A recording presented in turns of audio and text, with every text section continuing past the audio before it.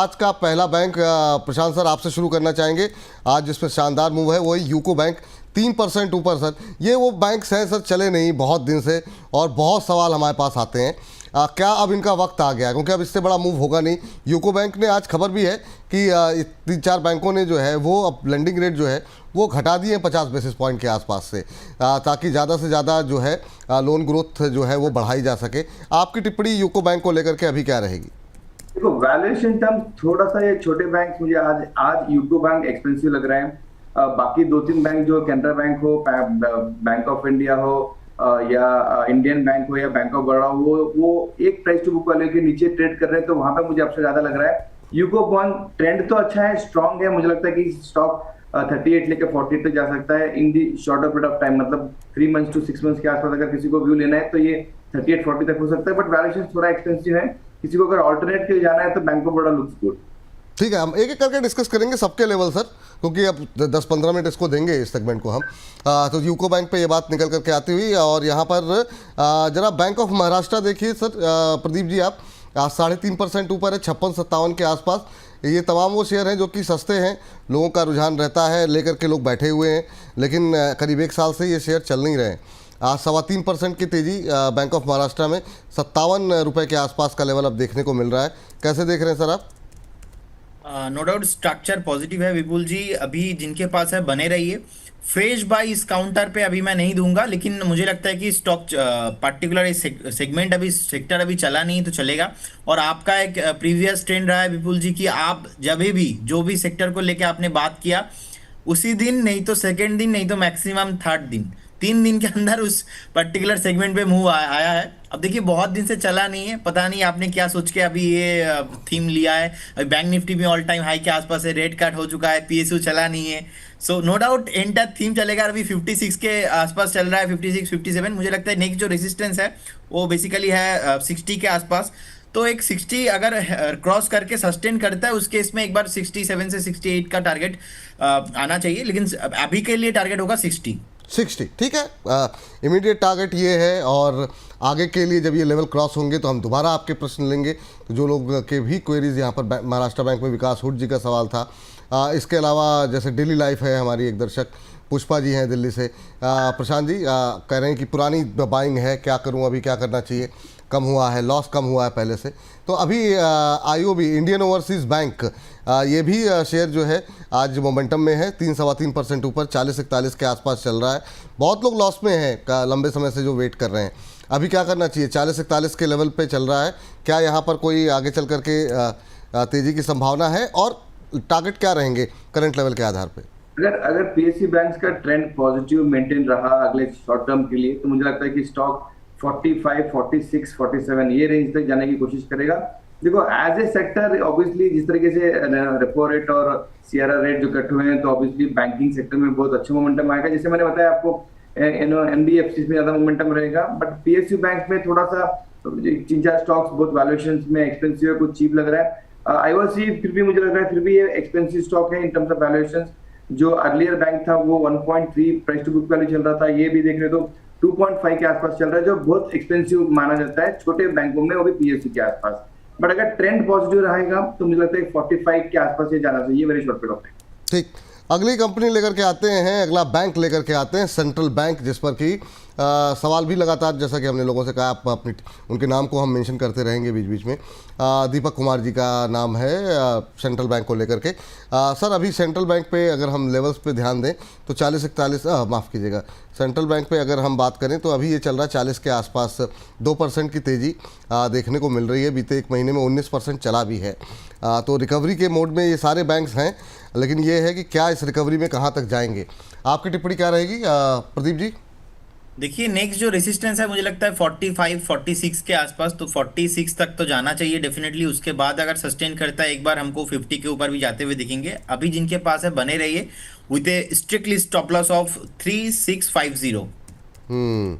Bank of India, Prashant sir आप जरा देखिए बैंक ऑफ इंडिया पे क्या लेवल दिखाई दे रहे हैं। यहाँ पर करीब 4% की तेज़ी है, इंट्राडे हाई पे होल्ड करता हुआ 129 के आसपास का लेवल है यहाँ पर। काफ़ी क्वेरीज भी हैं यहाँ पर, लोगों की पोजीशन भी है। अभी क्या करना चाहिए सर इंडियन बैंक को लेकर के?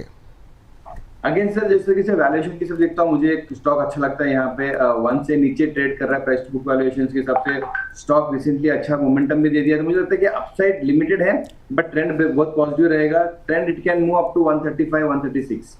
ठीक है, तो ये बैंक ऑफ इंडिया पे राय निकल करके आती हुई। जवान कई बार फिसल जाती है, परेशान ना हुआ करिए। बैंक ऑफ इंडिया बात करते करते इंडियन बैंक निकल गया, कोई बात नहीं। लेकिन अब सौरभ गोयल जी जानना चाह रहे हैं एसबीआई को लेकर के, और बहुत सारे सवाल इंडियन बैंक को भी लेकर के आ रहे हैं। तो आप लोग परेशान मत होइए, सारे मतलब जो है उत्तर मिलेंगे आप लोगों को। सर, क्या टिप्पणी रहेगी आपकी यहाँ पर अभी एसबीआई को लेकर के? दिग्गज बैंक है, बैंक निफ्टी अगर चलेगा तो निश्चित रूप से बिना एसबीआई के नहीं चल सकता। क्या होल्ड करना चाहिए, क्या सलाह रहेगी प्रदीप जी? मतलब सर, आपका दिल में है इंडियन बैंक और आप मतलब मुंह से कुछ और आ रहा है, ऐसा सिचुएशन है सर? सवाल मेरे असल में एक साथ कई जगहों पे निगाहें रहती हैं लोगों की क्वेरीज पर, वो पीसीआर से क्या कमांड आ रही है उसको लेकर के, आप लोग क्या बोल रहे हैं इसको लेकर के, इस बीच में कई बार कंफ्यूजन हो जाता है। और एक दो लोगों ने कमेंट भी किया था पिछली बार हम लोग चर्चा कर रहे थे कि मतलब बार बार एंकर नाम भूल जा रहा है, तो ऐसा नहीं है, वो हो जाता है कई बार। नहीं नहीं सर, समझता हूँ सर, हो जाता है। देखिए अभी एसबीआई में मुझे लगता है नो डाउट, देखिए नंबर 1 पीएसयू बैंक है इंडिया में, 820 के आसपास चल रहा है। और जिन्होंने पॉडकास्ट नहीं देखा राज भाई के साथ विजय माल्या का, मैं उनको सजेस्ट करूंगा आप एक बार पॉडकास्ट देख के आना, 4 घंटे का पॉडकास्ट है, बहुत अच्छा लगेगा। देखिए 820 के आसपास चल रहा है, नेक्स्ट रेसिस्टेंट 870 880 के आसपास है, बने रहिए। Bank Nifty all time high के आसपास है, एसबीआई उतना अभी चला नहीं है, 800 के ऊपर सस्टेन कर रहे हैं, तो नेक्स्ट टारगेट बहुत जल्दी आपको यहाँ पे 850 860 आते हुए दिखेंगे। फ्रेश बाय भी आप करके जा सकते हो, इस केस में आपका स्टॉप लॉस होना चाहिए 770। अच्छा, आप लोग ये कोशिश कीजिएगा कि मतलब जिस पे भी बात हो ना, एक बार फ्रेश एंट्री की कोई गुंजाइश है या नहीं ये भी बोल दीजिएगा, क्योंकि जिस पे हम लोग बात कर चुके हैं उस पर भी हम लोग बोल रहे हैं कि सर क्या फ्रेश एंट्री करनी चाहिए कि नहीं। अब जैसे अभी हम लोग सेंट्रल बैंक पे बात कर रहे थे, दीपक कुमार जी कह रहे हैं सर फ्रेश एंट्री के बारे में नहीं बताया, फ्रेश एंट्री कर सकते हैं कि नहीं।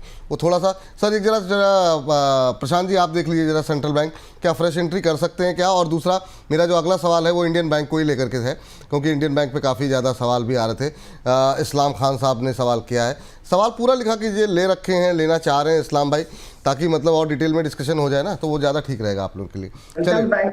सेंट्रल बैंक में आपको अगर फ्रेश एंट्री करना है तो रिस्क सोच के ही करना चाहिए। 38 का स्टॉप लॉस 2 ही रुपए रहेगा, बस स्टॉप लॉस 38 के ट्रेड करोगे तो 44 45 तक जाने की कोशिश करेगा, but obviously respect the stop loss in this momentum, because recently stock चल चुका है, तो फ्रेश एंट्री कर सकते हैं, बिकॉज ट्रेंड पॉजिटिव है, इंडस्ट्री में बातें चल रही है और मोमेंटम अच्छा है, वॉल्यूम भी अच्छा है। 2 रुपए स्टॉप लॉस, 4 रुपए टारगेट।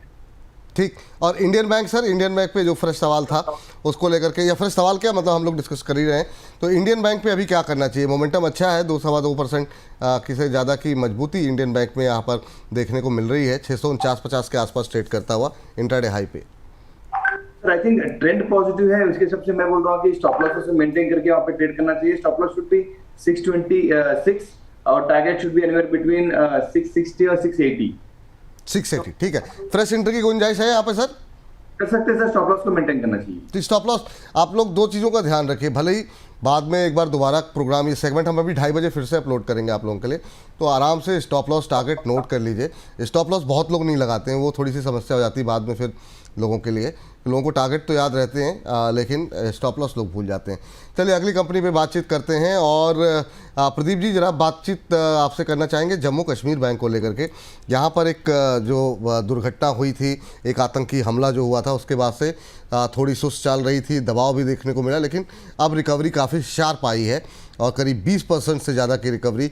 और जम्मू कश्मीर में जिस तरीके से अब वंदे भारत ट्रेन शुरू हुई, तो ऐसा उम्मीद की जा रही है, जो लोग कह रहे थे कि 2 साल 3 साल अब पता नहीं कब टूरिस्ट वापस लौटेंगे, तो धीरे धीरे कॉन्फिडेंस बढ़ता हुआ दिखाई दे रहा है, लोग फिर से हौसला दिखा रहे हैं। जम्मू कश्मीर बैंक पे आपकी राय? विपुल जी, उस दिन हमने बात किया था आपके साथ, उस टाइम पे ट्रेड हो रहा था 105 के आसपास, और जैसे ही हमने बात किया उसके बाद हमने देखा कि 100 के नीचे भी फिसल गया था। देखिए अभी अच्छा रिकवरी हो चुका है और मुझे लगता है कि बेस भी बन चुका है। 100 के ऊपर इसके अंदर कुछ भी प्रॉब्लम नहीं है, जिनके पास है आप बने रहिए, फ्रेश बाय भी आप करके जा सकते हो, लेकिन आपका स्ट्रिक्टली स्टॉप लॉस होना चाहिए 100।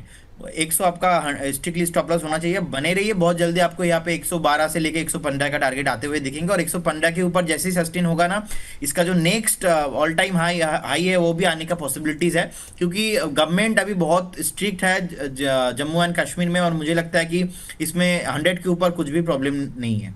ये बात निकल करके आती है। चलिए अब कुछ एक और फेवरेट शेयरों पे बातचीत कर लेते हैं। उससे पहले जरा एक नज़र प्रशांत सर आपसे जानना चाहेंगे साउथ इंडियन बैंक को लेकर के।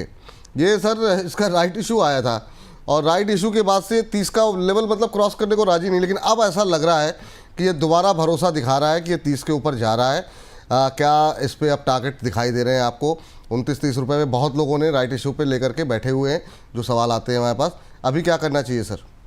Very positive sir. मैं वैल्यूएशन टर्म्स में जाऊंगा। जिस तरीके से रिसेंटली ये स्टॉक ने परफॉर्म भी किया है मार्केट के हिसाब से, स्टॉक 24 से लेके 29 तक आ चुका है। जिस तरह से बताया कि 30 के ऊपर जाना मुश्किल है, मुझे लगता है कि ये बार वो कर देगा। और ओवरऑल टारगेट 35-38 के आसपास मुझे आ रहा है साल भर के व्यू के हिसाब से। छोटे बैंकों में मुझे एक स्टॉक बहुत अच्छा लगता है बिकॉज उसके जो बैड लोन से बहुत क्लियर हो चुके हैं, मैनेजमेंट बहुत क्लियर है, बुक्स बहुत स्ट्रांग है इसके, और इसके आउटलुक भी बहुत स्ट्रांग आ रहा है। तो वो हिसाब से छोटे शेयरों में किसी को अगर लंबा कोई खेलना है तो आई थिंक ये स्टॉक खेल सकते हो 35-36 के टारगेट के हिसाब से। फ्रेश पोजीशन भी ले सकते हो अगर, बट अगेन टेक्निकल टर्म्स में स्टॉप लॉसेस को आपको यहाँ पे बहुत छोटा लग रहा है, 28 के आसपास आपको स्टॉप लॉस मेंटेन करना चाहिए। चलिए ठीक है, ये बात यहाँ पर निकल करके आ रही है। अगली टिप्पणी जो है लेना चाहेंगे अब कैनरा बैंक। कैनरा बैंक क्या मूव यहाँ पर दिखाया है शेयर ने? बाकी सबके मुकाबले इसने आउट परफॉर्मेंस दिखाई है। 70-80 के बीच में हम लोगों ने डिस्कशन एक बार शुरू किया था और अब ये 118 रुपये आ गया है सर चलते चलते। प्रदीप जी, आपकी टिप्पणी, काफ़ी शानदार मूव दिखाया है और कितना अपसाइड है? एक महीने में 21% तो चल चुका है। नो डाउट इसमें सर पोटेंशियल बहुत है। देखिए 122 से लेके 125 के आसपास एक मल्टीपल रेजिस्टेंस है, तो मुझे लगता है यहाँ पे जाके थोड़ा रुक सकता है, लेकिन इसमें स्ट्रक्चर वाइज कुछ प्रॉब्लम नहीं है। लगातार पैटर्न यहाँ पे बुलिश ही है और मुझे लगता है कि जो फॉलो अप बाइंग यहाँ पे आ रहा है ये कंटिन्यू होना चाहिए। थोड़ा बहुत रुक सकता है 122-123 के आसपास, लेकिन अगर मुझे लगता है उसके ऊपर सस्टेन एक बार हो गया तो एकदम नीला खुला आकाश में जाने के लिए रेडी हो सकता है बैंक। सो क्योंकि पीएसयू एंड थीम चला नहीं, तो मेरा फेवरेट कैनरा बैंक है। ये अगर चलने लगेगा तो और भी इसमें पोटेंशियल है, तो जिनके पास है बने रहिए, फ्रेश बाय भी आप कीजिए, लेकिन 122 के ऊपर। 122 के ऊपर ये राय यहाँ पर निकल करके आ रही है। अगली कंपनी जो लोगों की पसंदीदा कंपनियों में शामिल है वो है PNB. PNB sir Canara bank के बाद, और कैनरा बैंक आप भी पॉजिटिव थे तो एक लाइन की टिप्पणी आपकी कैनरा बैंक पे भी जानना चाहेंगे। और पीएनबी सर अभी 111-12 पे, यहाँ पर क्या अपसाइड देख रहे हैं आप और यहाँ पर गुंजाइश है फ्रेश एंट्री की? Very positive sir. Canara bank में लास्ट टाइम भी हमने जो मंडे बात की थी वहाँ पे भी कैनरा बैंक बहुत स्ट्रांग लग रहा था अपने को, तो मुझे लगता है कि अभी it is very much up to a breakout. 126 के ऊपर वो क्लोजिंग होकर ब्रेकआउट आना चाहिए। 128 या 126 के आसपास थोड़ा सा ये सेलिंग प्रेशर आता ही है, but again very positive to continue to hold for 140 as a target for short term. PNB bank again continuously valuation term से मुझे अच्छा लग रहा है, यहाँ पे भी फ्रेश पोजीशन भी ले सकते हो। और डिस्पाइट स्टॉक ने 90 से लेके 112 तक एक अच्छा मोमेंटम आ चुका है, but in terms of again valuation again trading below 1, तो जो भी छोटे बैंक्स और पीएसयू बैंक्स बिलो 1 ट्रेड कर रहे हैं, मैं वहाँ पे थोड़ा सा बुलिश हो रहा, बिकॉज मुझे वहाँ पे थोड़ा सा रूम लगता है अच्छा एक अपसाइड आने के लिए। तो with for a target again मैं बोल रहा हूँ 130 का मुझे टारगेट आना चाहिए, वो उसका 52 वीक हाई भी है, तो overall target should be more than that. ये बात यहाँ पर निकल के आ रही है पीएनबी को लेकर के। तो ये बात हो गई, पीएनबी हो गया, कैनरा बैंक हो गया। एक जरा बैंक ऑफ बड़ौदा पे जरा बातचीत कर लेते हैं। प्रदीप जी बताइए, बैंक ऑफ बड़ौदा कैसा लग रहा है अभी? यहाँ पर क्या गुंजाइश लग रही है? ये वो तमाम बैंक है जिन्होंने अपनी जो लेंडिंग रेट है उनको कम किया है, ये भी खबरें यहाँ पर आज हैं, यहाँ पर अपने दर्शकों को लगातार बताते चले। देखिए स्ट्रक्चर पॉजिटिव है, 255 एंड 256 के आसपास एक रेजिस्टेंस है। अगर इसके ऊपर जाके क्लोज होता है तो मुझे लगता है एक बार आपको 275 से लेकर 280 का भाव आ सकता है। स्ट्रक्चर पॉजिटिव है, थीम चला नहीं, तो जैसे चलने लगेगा तो उस टाइम पे बैंक ऑफ बड़ौदा भी यहाँ पे बाइंग आपको दिखेंगे। आपको एक स्टॉप लॉस मेंटेन करना है। स्टॉप लॉस रहेगा मेरा स्ट्रिक्टली यहाँ पे 238 स्टॉप लॉस मेंटेन कीजिए और बने रहिए। ठीक। सर एक पंजाब एंड सिंध बैंक और देख लीजिए, 33-34 रुपये का शेयर है प्रशांत सर। अभी क्या करना चाहिए ये पंजाब एंड सिंध बैंक को लेकर के, और यहाँ पे क्या अपसाइड आप देख रहे हैं यहाँ पर पंजाब एंड सिंध बैंक पे? अपसाइड तो मुझे लगता है टेक्निकल टर्म्स में हो सकता है, फंडामेंटली थोड़ा सा वैल्यूएशन एक्सपेंसिव लग रहा है अभी। Again stock is trading at 1.7 price to book valuation, तो मैं यहाँ पे फंडामेंटली तो बुलिश नहीं पाऊंगा, बट टेक्निकली मुझे लगता है कि स्टॉक कंसोलिडेट होके एक 50-डे डीएमआई के ऊपर क्लोजिंग दिया हुआ है, तो I think that would be one trigger for me कि ये स्टॉक थोड़ा सा यहाँ से पॉजिटिव मोमेंटम आएगा। क्लोजिंग अब वो 32-33 के ऊपर मुझे लगता है 50 डे की उम्र सस्टेन करना चाहिए। अगर सस्टेन करके शॉर्ट टर्म अगर मोमेंटम आते हैं तो मुझे लगता है कि ये स्टॉक फिर से 35 से लेके 40 तक जाएगा, तो फ्रेश पोजीशन ले सकते हो। डाउन साइड लिमिटेड है, स्टॉप लॉस शुड बी 30 के आसपास, टारगेट शुड बी 38 और 40 के आसपास। 38-40 के आसपास। चलिए ठीक है। प्रदीप जी और प्रशांत जी, आप दोनों से जानना चाहेंगे कि ये जो हमने 10-12 शेयर 13 शेयर डिस्कस किए हैं, हो सकता है कई सारे कुछ एक शेयर छोटे भी हों, आपके पसंदीदा PSU बैंक्स कौन होंगे और जहां पे फ्रेश एंट्री भी की भी गुंजाइश है, जहां पर जिनके पास है वो होल्ड करने की गुंजाइश भी है? प्रदीप जी, आपसे शुरू करना चाहेंगे, अपने पसंदीदा PSU बैंक्स पे आपकी टिप्पणी जानना चाहेंगे। देखिए, एक बैंक है जो है इंडियन बैंक, और इंडियन बैंक मुझे बहुत ही अच्छा स्ट्रक्चर वाइज लग रहा है। और एक डिस्क्लेमर देना चाहूंगा कि लास्ट वीक हमने यहाँ पे आप ही के शो में बताया भी था, प्राइस यही था ऑलमोस्ट 645 640 के आसपास। डिस्क्लेमर ये है कि हमने हमारे क्लाइंट को बाय कराया है आज से एक हफ्ता आई थिंक पहले, तो ये एक्टिव कॉल है। मुझे लगता है बहुत जल्दी आपको 680 से 700 का टारगेट यहाँ पे आते हुए दिखेंगे। और भी हायर प्राइस है लॉन्ग टर्म के लिए, लेकिन शॉर्ट टाइम में अगर आपके पास 1 से 1.5 महीना है तो 680 700 का टारगेट यहाँ पे आना चाहिए। और 615 का रहेगा मेरा स्टॉप लॉस। ठीक, तो इंडियन बैंक सबसे अच्छा लग रहा है यहाँ पर, जहाँ पर क्लाइंट्स को खरीदारी की सलाह भी दी गई है। प्रशांत सर, आपको 2-3 शेयर, कोई 1-2 शेयर जो अच्छे लग रहे हो, मतलब सबसे बेस्ट लग रहे हो, और ओवरऑल PSU बैंक से एक्सपेक्टेशन आपकी? सर ओवरऑल एक्सपेक्टेशंस तो देखो, ट्रेंड बहुत पॉजिटिव है। जिस तरीके से अभी आरबीआई का सपोर्ट मिला हुआ है, मुझे लगता है कि अच्छा लिक्विडिटी सपोर्ट है। ग्रोथ मुझे लगता है 1-2 क्वार्टर के अंदर क्रेडिट ग्रोथ भी आएगा, लोन ग्रोथ भी बढ़ेगा और उनके निम मार्जिन भी बढ़ेंगे। तो वो एक चक्कर में ऑलरेडी शायद 15 से 20% का मोमेंटम शेयर प्राइस में तो आ चुका है। अगेन 1-2 क्वार्टर के व्यू की सबसे मैं बोल रहा हूँ, bank of Baroda, Canara bank और SBI, ये तीनों शेयर मुझे लगते हैं अच्छा लगते हैं यहाँ से। और view should be 3 to 6 months के हिसाब से, और टारगेट शुड बी 10 to 12% के आसपास। चलिए, bank of Baroda, Canara bank, और तीसरा बैंक कौन सा बताया सर आपने? Canara? SBI, bank of Baroda, Canara bank, ये तीनों अपने क्षेत्र के दिग्गज बैंक हैं। तो अपना यहाँ पे फ्रेश बाइंग की भी सलाह है 1 से 2 क्वार्टर के लिए, और जिनके पास है उनको होल्ड करने की भी सलाह है। तो चलिए इस थीम को करते हैं समाप्त, और इस थीम को समाप्त करने के साथ साथ प्रशांत जी के भी जाने का वक्त हो रहा है। अगले सेगमेंट पर हम जाएं, उससे पहले प्रशांत जी से जानना चाहेंगे कि इस समय अगर कुछ खरीदारी करनी हो तो कहाँ पर खरीदारी करनी चाहिए सर? कोई ट्रेडिंग या इन्वेस्टमेंट आइडिया आपकी तरफ से? सर स्टार्टिंग में हमने टाटा मोटर्स के ऊपर बात की थी, तो जो मैंने कल ऑलरेडी मेरे क्लाइंट्स को रिकमेंडेशन कर दिया था, वो एक डिस्क्लेमर रहेगा। टाटा मोटर्स मेरा रिकमेंडेशन 117 के आसपास बाई था, और विद स्टॉप लॉस ऑफ 695, और टारगेट शुड बी 740 एंड 750।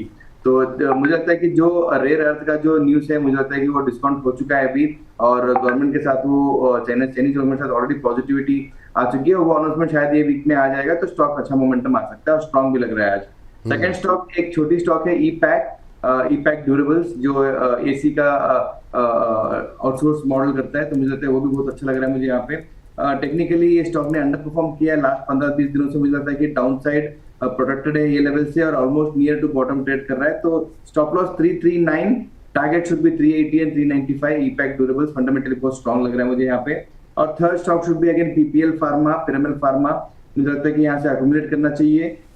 208 के आसपास ट्रेड कर रहा है। Stop loss 199 191, target should be 219 and 230। So there are 3 stocks from my side.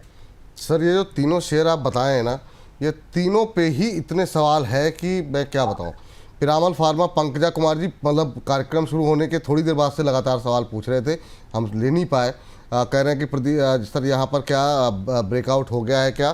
Piramal pharma एक बार एनालिसिस कर दीजिए, 205 पर इन्होंने लिया हुआ है 660 शेयर। तो अभी तो आपको बेचने की सलाह नहीं है सर, होल्ड कीजिए। यहाँ पर अभी भी जो है जो लक्ष्य हैं वो ऊपर के 219 230 के निकल के आ रहे हैं, तो होल्ड करने की सलाह है यहाँ पर आपके लिए। तो आपके प्रश्न का उत्तर यहाँ पर मिल गया। टाटा मोटर नाम अब नहीं मिल पाएंगे, लेकिन मानस जी कह रहे हैं प्रशांत सर इज़ द बेस्ट।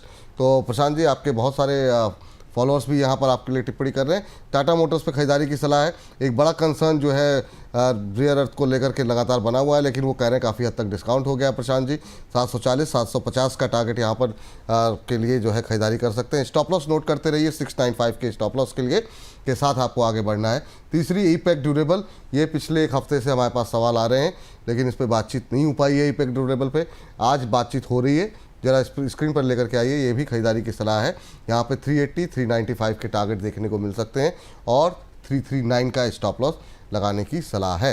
तो आज की जो हमारी PSU की थीम रहेगी उसमें इसको भी इंक्लूड कर दीजिएगा। हालांकि ये PSU बैंक के थीम में नहीं है, पर ये उसके साथ जाएंगे तो मुझे लगता है कि लोगों को एक अलग पर्सपेक्टिव और एक अलग नज़रिया भी बाकी सेक्टर्स के बारे में मिलेगा।